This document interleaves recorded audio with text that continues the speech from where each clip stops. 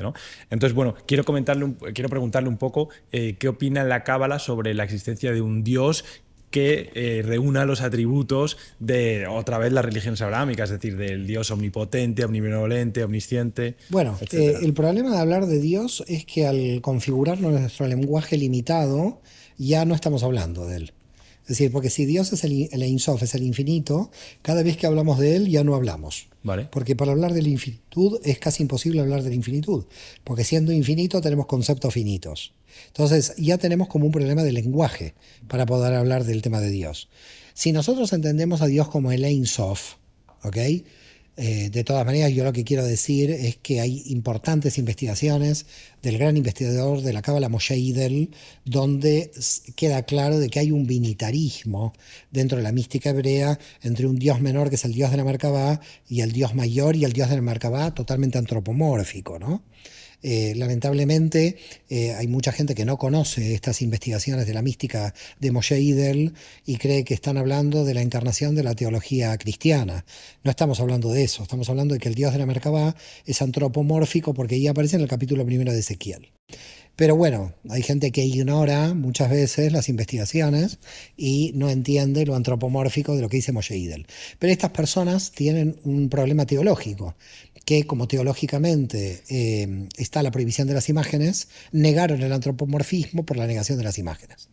La negación de las imágenes es un tema muy interesante, pero lo antropomórfico sigue existiendo porque está en el primer capítulo de Ezequiel. A lo que vamos es, primera cuestión, dejar en claro, el Dios de la Torá o del texto bíblico es antropomórfico porque está antropomórficamente explicado en el propio texto, eso lo sabemos. Remito nuevamente a las investigaciones de Idel. Y segundo, los cabalistas dictaminan, entendieron que es el Ein Sof, es el infinito, el que podríamos denominarlo Dios. Ahora, yo puedo dar atributos con algo finito, con una forma finita, pero es muy difícil entender los atributos del infinito, porque el infinito tiene la infinita cantidad de atributos.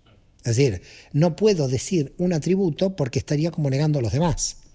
Entonces, alguien podría decir, bueno, si es omnipotente y tiene todos los atributos, es impotente. Sí, bueno, pero puede crearlo impotencia, porque es el creador de la causa. Entonces, a lo que voy es, ¿qué hay en el infinito? En el infinito hay infinita información. Si hay infinita información, está fuera del universo y va entrando información al universo. Es a donde todavía los físicos no llegaron, pero la Cábala ya llegó. En algún momento calculo que los físicos llegarán. Por eso no encuentran la teoría del todo, porque no encuentran la variable de entrada de información del infinito al universo. Creen que lo que tienen que encontrar como teoría del todo es una ecuación que explica el universo con las fuerzas físicas que existen en el interior del universo. Les está faltando una variable que es la variable de entrada de energía del infinito, que nosotros la conocemos, porque se llama el Kab en hebreo, es decir, una información que tiene que entrar del infinito. Si al infinito lo llamamos Dios, no podemos hablar de Dios como Dios porque lo estamos de alguna manera limitando. Tenemos que hablar del infinito. Cuando nosotros pasamos al otro lado como energía, nos acercamos más a la fuente de energía, que es la divinidad. Pero también aquí existe la divinidad, porque ¿a qué llamamos divinidad? Divinidad llamamos a todo el complejo de energías que está todo concatenado.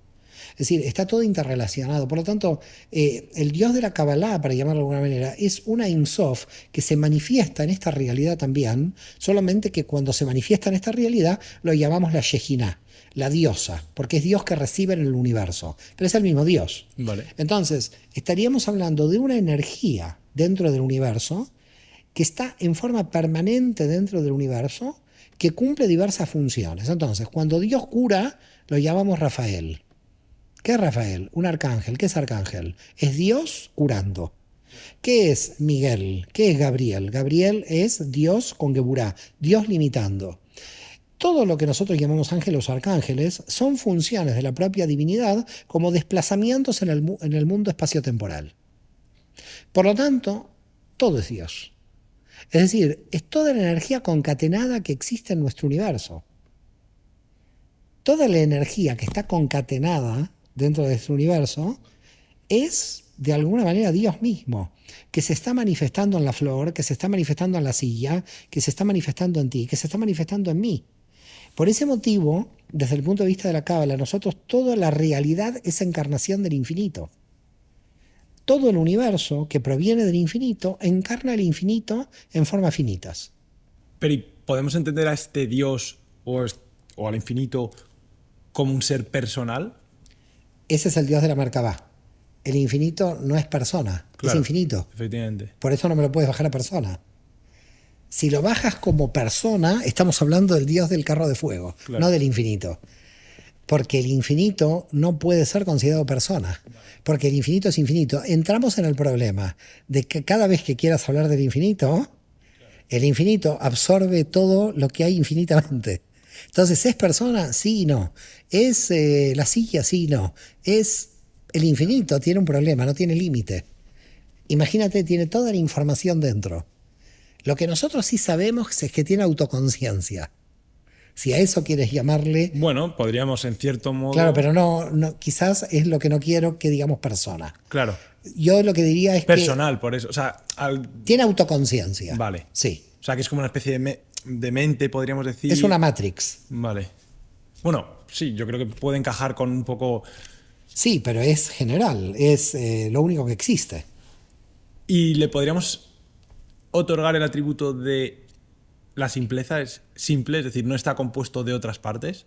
Le puedes poner los atributos que quieras que no podemos hacer nada. Es decir, estamos impotentes a la infinitud de atributos. Ya. Es simple, pero deja de serlo para crear el universo. Porque muestra su complejidad a la hora de crear la causa. Ya. Entonces tampoco puedo hablar de simple. Por eso la filosofía no llega aquí. Aquí es donde nosotros nos encontramos con que la Cábala explica, Moshe Cordovero dice, el gran cabalista de Safed del siglo XVI, nosotros los cabalistas, dice él, nos subimos a los hombros de los filósofos. Ya. Es decir, nos ponemos como arriba de los filósofos. Vale. Y los filósofos muchas veces se quedan en el vocablo, en la definición, y nosotros estamos actuando en unas realidades tan brutalmente extensas que nos cuesta, digamos, por eso terminan las cabalistas en la matemática, en la física, porque necesitan de fórmulas que vayan reduciendo entidades cada vez más grandes. Entonces yo te diría, a veces hay una filosofía muy reduccionista, Vale. que no ve la fractalidad, no ve la complejidad, no ve la interconexión. ¿Hay autoconciencia? Sí, pero es, podríamos llamar, la única autoconciencia existente, porque nosotros podemos decir que somos autoconscientes de nuestra existencia, pero si nosotros nos elevamos de nuestra autoconciencia y llegamos a la conciencia global. Entonces, quiere decir que nosotros mismos teníamos la energía en nuestro interior de llegar a Dios encarnado. Porque vamos subiendo de niveles de autoconciencia hasta que nuestra autoconciencia desaparece en un nivel y empezamos a participar de conciencias de nivel superior. Entiendo. Es que es un tema que le tenía que preguntar sí o sí. No, me puedes Respecto preguntar, a- pero a lo que voy es que se complica cuando tú vas muy arriba de tu nivel de conciencia, Claro. porque vas perdiendo en un nivel de conciencia muy alto, Sí. llega al punto de que tu conciencia es cosmogónica. Y entonces es ahí donde el yo ya deja de ser el centro. Y cuando el yo deja de ser el centro es cuando te liberas de todo, de la vida, de la muerte, de la pobreza, de la riqueza, porque ya tu yo dejó de preocuparte. Te tiene que seguir ocupando en tanto vives en esta realidad física. Claro. Por lo tanto, tienes que pagar la luz, tienes que trabajar para pagar la luz y rápidamente sabes que el yo existe. Claro. Como instrumento el yo existe, pero en los niveles superiores te vas desligando de todo lo que te preocupaba en cuanto a las definiciones, porque te vas dando cuenta de que hay algo superior a ti, hay algo superior al yo, y ese superior al yo no es un acceso por la creencia, porque la creencia te lleva al dogma.